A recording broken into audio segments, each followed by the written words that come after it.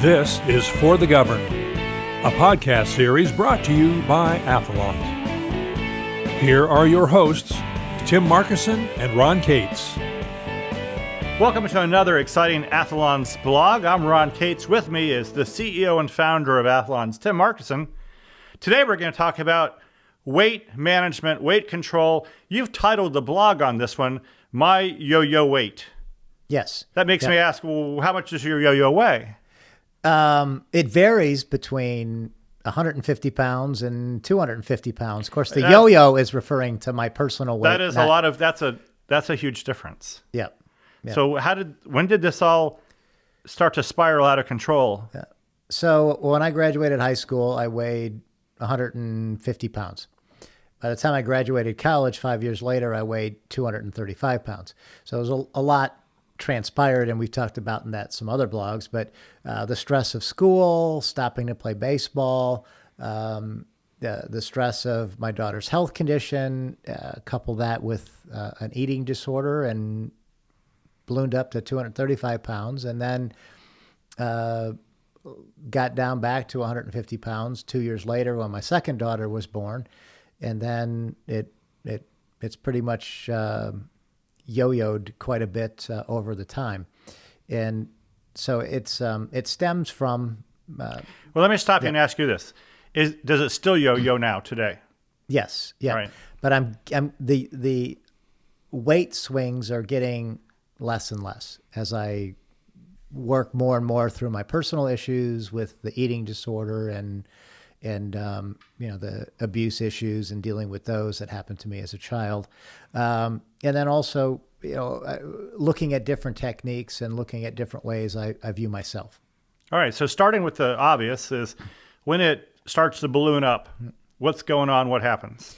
Yeah. So I'll be going along and exercise is going well. And then something happens where my energy starts to drop, or there'll be a lot of extra emotions. So whether it's stress, sadness, something will start to trigger.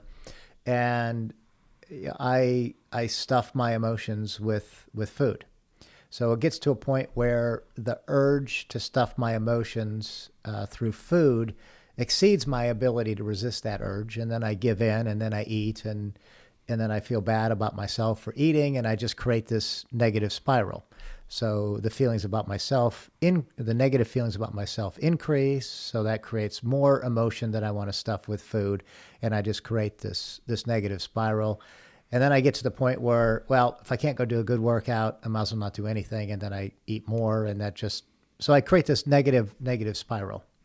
So what purpose do you think eating has for you in those instances? What does it replace, or what does it accommodate? What's it doing? Yeah, so it literally is stuffing feelings for me. And it doesn't really matter what feeling it is. Growing up, and I know you've experienced similar things, but, if I was angry as a child, if I expressed my anger, it was met with magnitudes more anger. So I learned not to express anger. If I were sad or depressed, or I start to cry, well, I'd get slapped or hit, and that taught me to, well, don't do that. Don't feel those feelings. And then if I was feeling good about something I did, well, then I would get shamed for being arrogant in that. So I learned to, stuff those emotions. And the only thing that would soothe me was food, and my comfort food of cookies, candies, and cakes and ice cream. Food tastes good. It's pleasurable to eat stuff like that. Yep. So I can see if you're not getting any type of positive feelings outside of that. That's why we would turn to food. Is that what you're saying? Yeah. And it was a way to soothe myself and help keep those those feelings suppressed. All right. So then how do you snap out of these cycles, out of the bad parts? Yeah. So that's been the challenge. So, as Einstein has said, the definition of insanity is doing the same thing over and over again and expecting different results. And I believe that. So each time I start to pull myself out of a negative spiral, and it's more, it varies. It used to be I would get so disgusted with myself that I'd get to the point where I just couldn't stand myself. This is 20, 25 years ago. And then that would start to pull me out of the negative spiral. And then I'd just force myself to work out more and eat a little bit better. And then that would create a positive spiral for me. But over the years, I don't want to treat myself that way. So I look to ways to soothe myself, but also to change my perspective on how I eat and how I exercise. So I'm not as negative towards myself. So this last round, I was in a really good place. I was exercising regularly. My diet was going really well. Resisting my comfort foods was really easy. It wasn't even a challenge at all. And I was receiving testosterone pellets to deal with low testosterone levels from a doctor. And apparently the doctor didn't realize is that with testosterone, when you're getting testosterone supplements, you need to check the blood, the hematocrit and hemoglobin. If those levels go up, basically what that meant for me was I've got too much blood in my system and my blood's thick. So that puts stress on the body when you get too much blood and it's thick.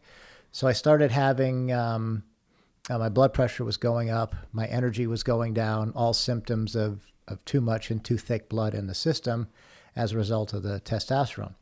So my workout started to fade.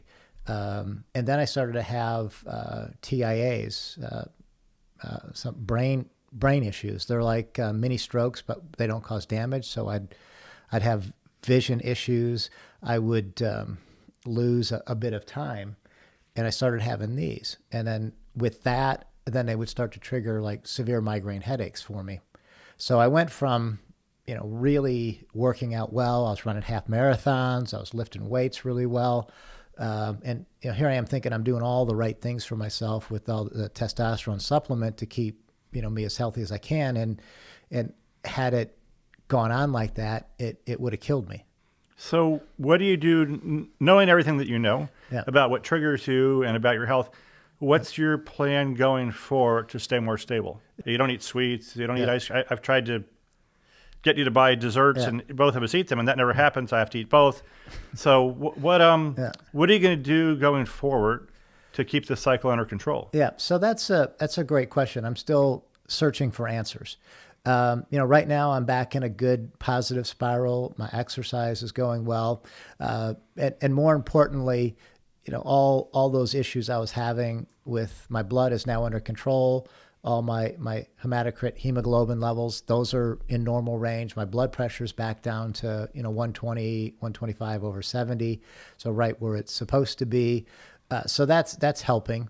The challenge is, okay, now I'm almost back to the weight I want to be at, where I'm in good shape. So the challenge for me is, how do I stay there?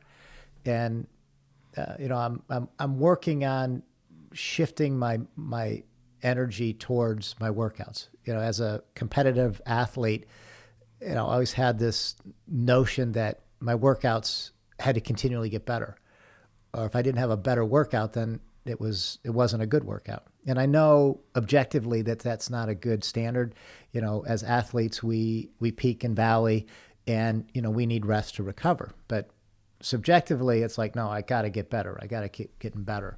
So what I'm working on now is a mindset where a little bit of something is a whole lot better than nothing when it comes to exercise. So I may not go out and have the best workout ever, but the fact that I did something is a whole lot better than nothing.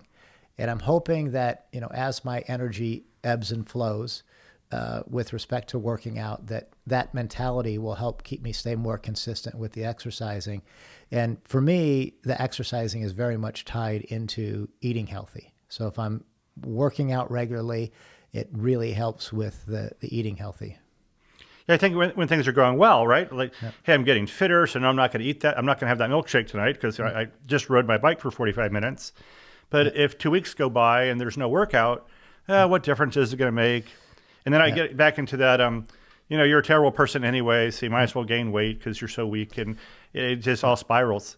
So I totally understand it. I think the tough part, too, is for people who grew up at a young age as athletes. I mean, I started running and racing when I was 10, did that for most of my life, raced bikes for more than 10 years till I was 40. So from age 10 to age 40, I was burning a lot of calories. I had to eat a lot every day to keep my 130 weight, my 5% body fat. I had to consume a lot of calories just to keep that. And then when I quit at 40, and now more than 20 years later, and literally, 60 pounds heavier, it's really hard. It's really hard to go exercise because if I'm not doing it to race, it's like, what's the point? If I'm not going to ride 400 miles a week and go race, why do I want to go ride for 20 minutes on my bike? That's like not even worth it. Well, it's absolutely worth it. It's me. I have to change my mindset. Yeah. And I have similar things, just, again, for me right now, it's a little bit of something's a whole lot better than nothing. And, and then just doing something is good and trying to accept that. Now, some days it's easier to do that than others. And some days I'm feeling really strong and I have a great workout. So, so I'm hoping that that's, a positive step for me in being more consistent with keeping the weight under control, because it's exhausting, mentally and spiritually, to constantly have my weight fluctuating, where I work so hard to get into shape and then I can't sustain it for whatever reason, and then gradually ticks back up, and then, it's like, and then work 6-9 months to get it back down, and then stay there for a little bit and then back up again. Yeah, so you want to have that disciplined approach before you discuss it with yourself. Yeah. Rather than go to the extreme, go, okay, now I got to really change everything. Way before we get there, we got to let something kick in that says, okay, let's just get this back under control. And it doesn't have to be a lot. Like you said, I know as a sports scientist that even 20 minutes of cardio 3 days a week will not only maintain VO2 max, it'll actually improve it a little bit. So it doesn't take a ton. It doesn't take 7 days a week of hours. Even a little bit is incredibly worthwhile. Yeah.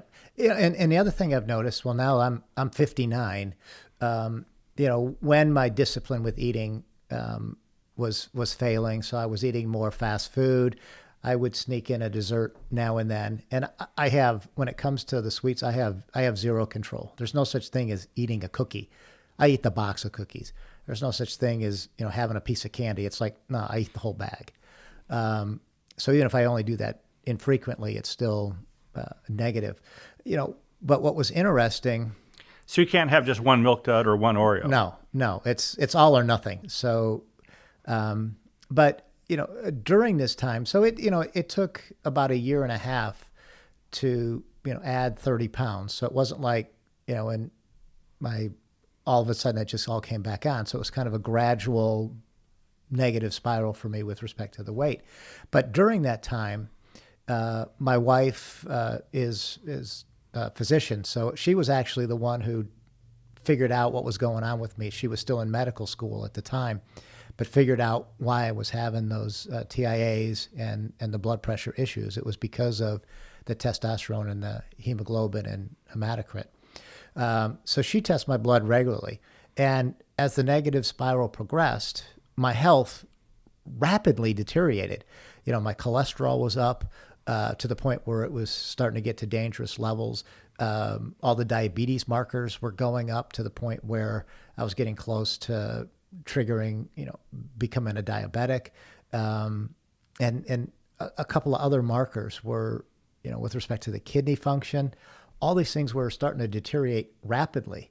And then, as over the last 7 months, I've gotten back into better and better shape, all of those markers are better, much better. They're all back to within very healthy levels. So it was really, fascinating may not be the right word, but, with how fast my health deteriorated as my weight increased and my discipline with eating diminished. And, at 59, there's, health is so hugely important for all the things I still want to accomplish in life. So, I think that's an extra motivator for me too. I finally feel like, in my 50s that I have enough skills where I can be a significant contributor with respect to what we're doing here at Athalonz, but also, what I've learned in the law practice, where I can really now really help the clients on that side. So So we need you to last for a while. Yeah. So you can pull all these things off that you have planned. Yeah. That's a good motivator. It really is. So I'm confident that, that I'll continue to work on my health and hopefully, if I do get out of this positive spiral and start a negative one, I can short circuit it a whole lot faster and keep the weight gain at a minimum, and then the adverse health effects at bay.